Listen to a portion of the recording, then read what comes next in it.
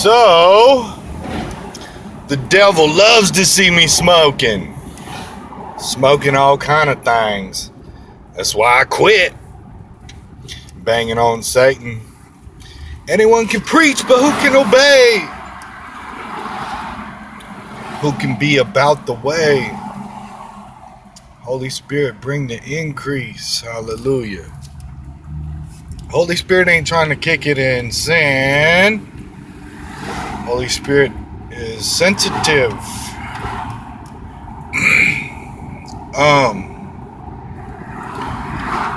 I seen a post where it said, somebody is begging for what you got.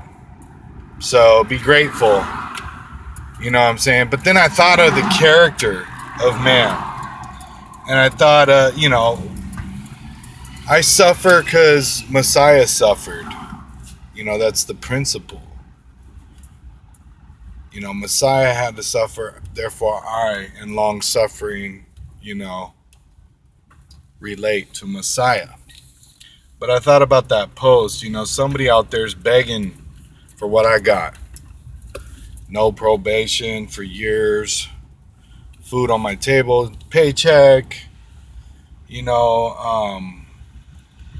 kid that doesn't smoke or drink, in fact got married so that he's not living in sin at an early age, wife that is God-fearing, place to live, nice place to live, cars, plural, not rich in the worldly standards, not at all. I'm a laborer. But that dude sitting on death row would give his left testicle for my life, you know what I'm saying? And it's true. And then even the dudes that got a year in prison, year and a day, they would practically die. They'd say they'd die to be out just smelling the air in the park. And that's true. Because I've been there. I know what it's like to be locked up in an institution or in, jail, county. I know about all that.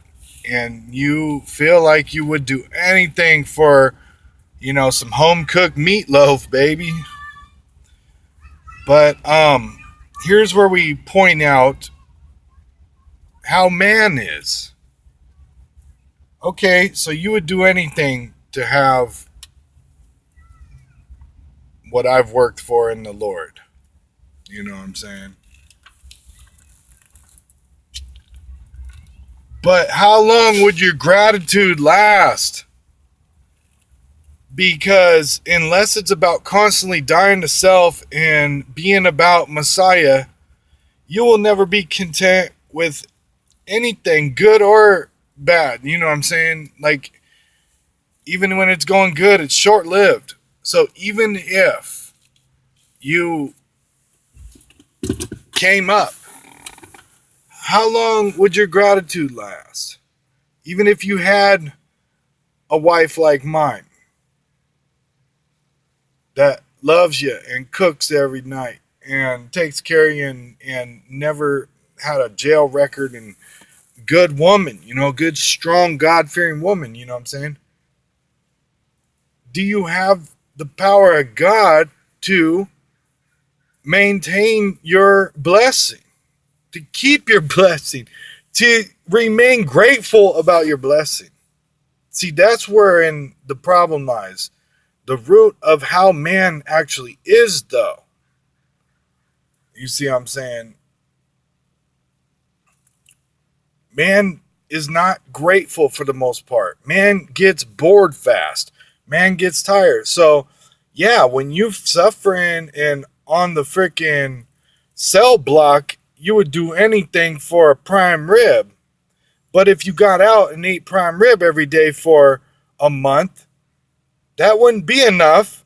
And then you need to rob the bank again. You see? So if that's the case and people are going to just stay rebellious even if they got blessed, then why would God move in your favor to bless you? So, it's a root issue of how you really are. Trust with little, receive much, to be a steward of. How you really are, though, is what God knows about you.